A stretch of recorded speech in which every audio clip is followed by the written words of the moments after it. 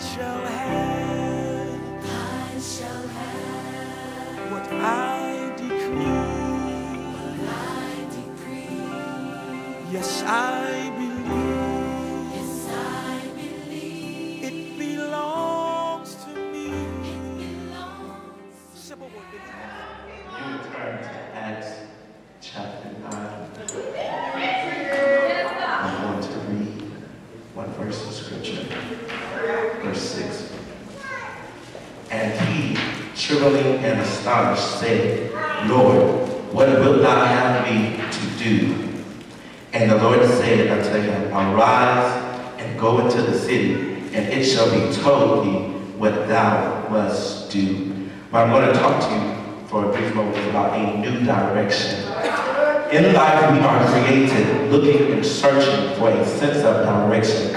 But when no direction can be found, when no instruction can be given, we find ourselves lost with a feeling of no guidance, no purpose, no identity, ultimately feeling frustrated, angry, and irritable. Direction for this morning can be defined as the guidance, the governing, the assistance, and pointing out the proper route in which something is moving. Direction is the ability to charge, to command, and decree to a person, place, or thing forward movement. Somebody say forward movement. So we must understand that from the beginning of time, even until now, everything that God has spoken had a direct assignment to be fulfilled. We find in Isaiah 55 verse 11, it says that so shall my word be that goeth forth out of my mouth. It shall not return unto me void, but it shall accomplish that which I please, and it shall prosper in the thing whereto I sent it. We must understand that from the beginning of time, God has always been sending his word out in the form of direction and instruction. We see that from the beginning of time, God instructed Adam and Eve to be fruitful and multiply and replenish the earth and subdue it. We find that God directed Noah to build an ark, for it would rain for 40 days and 40 nights. And then we see that God instructed Moses on how to build the tabernacle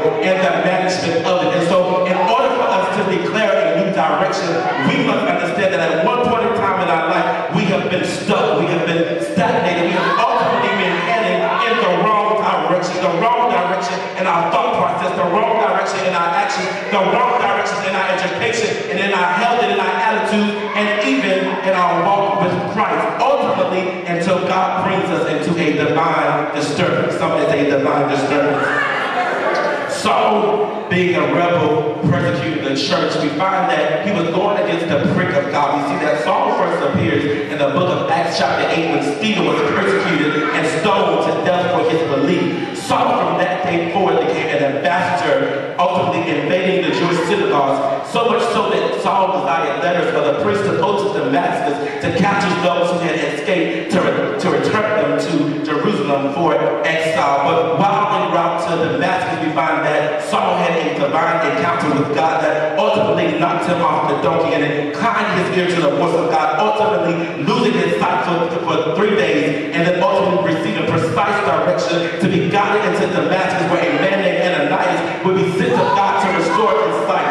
So for some of us, God has been trying to get our attention over the last couple of years. We have found ourselves year after year ultimately being off course. Yearly, we find ourselves making declarations that this year we're going to do this and this year we're going to do that. In 2007, we found ourselves saying that this was the year of advancement, and ultimately it was. But then we found ourselves in 2008 declaring that this was the year of new beginning, and for some of us, our new beginnings was not what we expected for it to be. And then we found ourselves in 2009 declaring that this was the year of birthday, and for many of us, we found ourselves in situations where when it came time for us to give birth, our environments was infected and our environments was corrupted. And so then we find that in the year of 2010, this is what we declared, that this was the year of manifestation, and God told Apostle that this was the year for greater word, that we shall drive and go forward. Tell your neighbor, drive and go forward. And so while we have to understand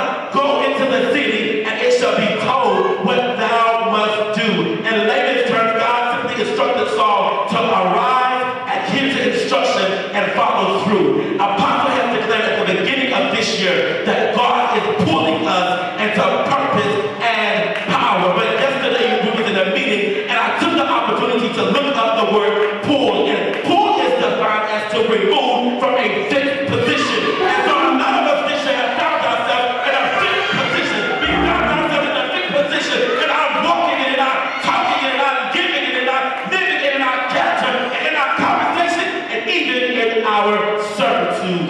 And so as I enter a new direction, we must understand that as God pulls us, He is pulling us into a new direction and purpose and power. I shall have what I decree.